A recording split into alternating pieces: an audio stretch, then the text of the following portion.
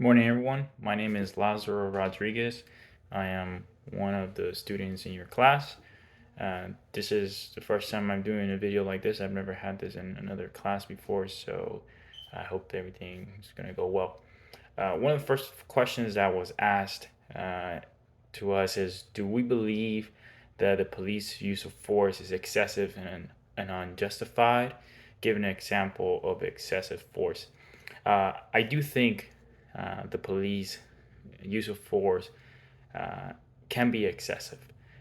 To me, the way that I see excessive use of force for the police is whenever they essentially do something that doesn't fit the crime.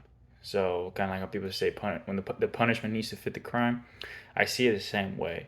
An example of this would be the incident that happened with George Floyd uh, a few years ago.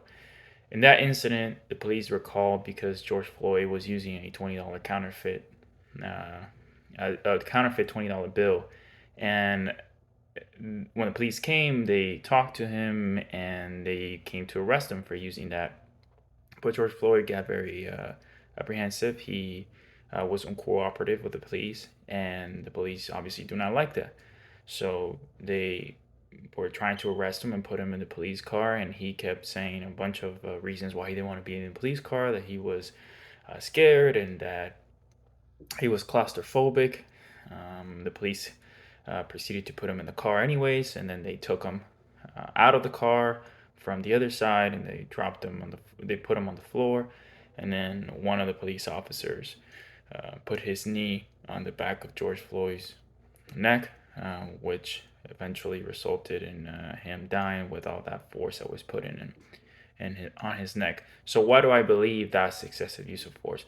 Because, like I said at the beginning, what George Floyd did doesn't fit the way that he should have been handled, despite him, what they say, resisting arrest.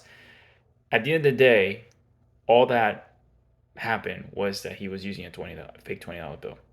And of course, subsequently after that, the police had a reason to arrest him for resisting arrest because he was not being cooperative.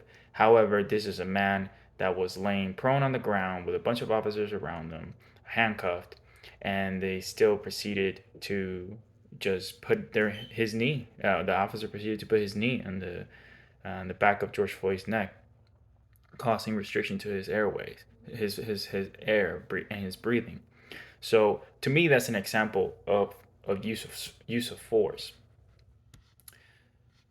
The second point that, well, as I was, the one of the main, as I'm trying to pull up here, bear with me.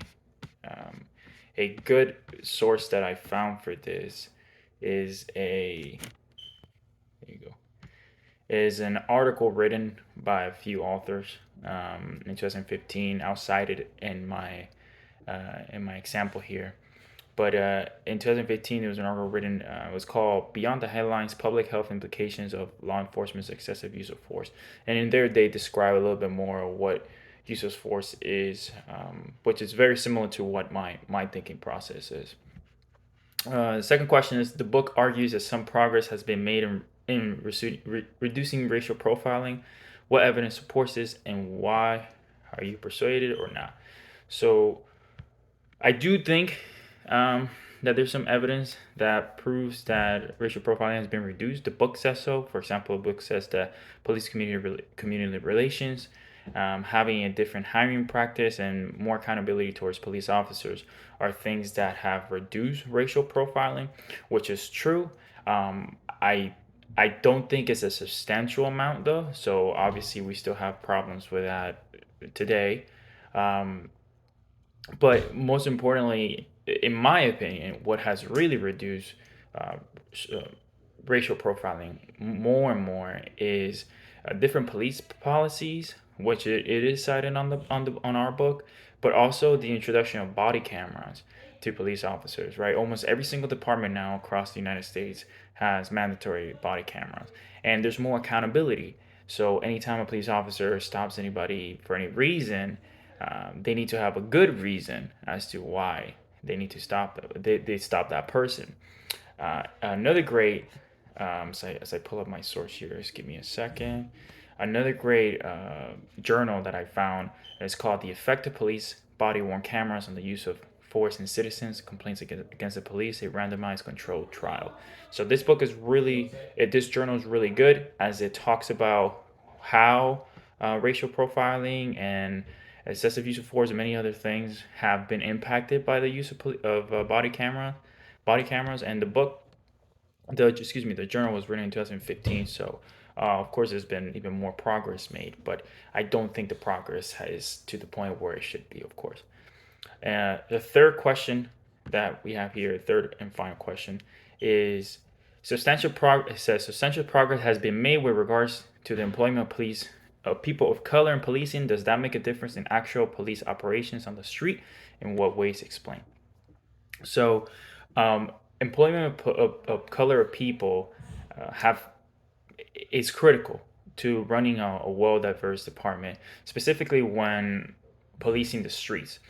Uh, uh, why does this matter? It matters because think about it like this way, right? Like most of the time when we hang out with people, when we have friends that uh, we associate with, whether they have our same job, they have the same family situation, maybe they have like same siblings, they go to the same school, or sometimes we're friends because we're in a situation where we're the only Hispanics in that area, so we get along because we have something in common. And policing is no different than that. By having an Asian police officer, a female police officer, a black police officer, a Hispanic police officer, these officers all bring some type of peace towards the community. So a black person is more likely to cooperate towards a black police officer. That is not a one and all be shot. Doesn't mean it happens all the time, but they're more likely to cooperate with someone of their own race than they are with someone who is like a white police officer, and vice versa. I think this is important because everybody has comes from different walks of life. So when you have a police officer who is black and works at a department where it's predominantly white, that's important because now that those police officers in that department are seeing the perspective of that black police officer, so they're learning more. So it's not just about the citizens and and their interactions with police officers, but it's within the department and the own officers. It's just like any of us, right? If we have friends who, if I have an Asian friend and I'm really good with that friend, and then something's happening with the Asian community, and my friend is impacted by it, I'm more likely to feel that impact, or at least to feel some type of emotion towards my friend and the Asian community because it's personal to me, even though I'm not Asian. Uh, a good a good source that I use for this is a journal that was written even back in 1991. You can find so many of this, but it's called Race Relations and Police Recruitment from 1991. And in that journal, what they speak about is just the importance of hiring different people of different backgrounds to policing. So I hope that this has answered all of the questions. And if you guys have any further questions of me, please write them down. Appreciate it. Thank you.